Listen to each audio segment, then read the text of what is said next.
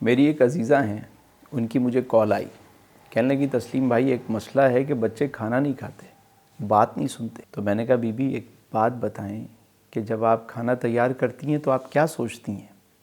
کہنے لگی میں یہی سوچتی ہوں کہ میں جتنا اچھا کھانا بنا لوں یہ میرے ہاتھ کا کھانا نہیں کھائیں گے، آپ مجھے کوئی وظیفہ بتائیں، کوئی طریقہ بتائیں۔ میں نے کہا بی بی سمپل طریقہ ہے، اگر 40 دن اس پر آپ عمل کر لیں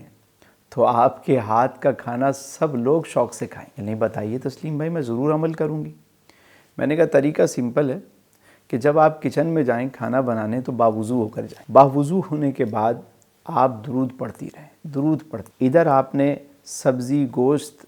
پکنے کے لیے رکھا، ادھر درود و سلام کا نذرانہ بھی پیش، ادھر آپ نے ریسیپی مسالے ڈالے اور ادھر حضور کی بارگاہ میں درود و سلام کا گجرہ پیش کر دیا، ادھر آپ نے گھی اور تیل اس میں ڈالا، مکس کرنے لگیں تو درود بھی پڑھ رہی ہیں۔ جب اس درود و سلام کے ماحول میں جب کھانا تیار ہو جائے اور جب آپ اس کو دم پہ رکھیں تو یہ دعا کریں کہ مولا اس درود کی برکت سے پھولوں کے مختلف رس جو ہے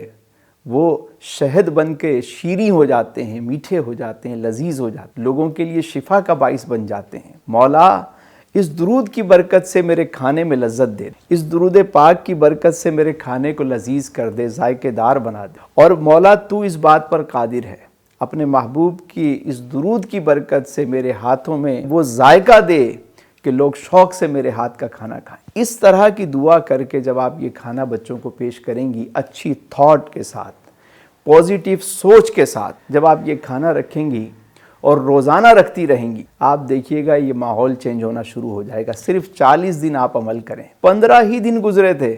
کہ ان کی کال آ گئی، کہنے لگے تسلیم بھائی کمال ہو گیا، ارے اب تو میری عادت ہو گئی کہ میں درود پڑھتے ہوئے ہی کھانا تیار کرتی ہوں اور بچے بڑے سب شوق سے میرے ہاتھ کا کھانا کھاتے ہیں۔ آپ کا بہت شکریہ تسلیم بھائی، کمال وظیفہ بتایا آپ نے۔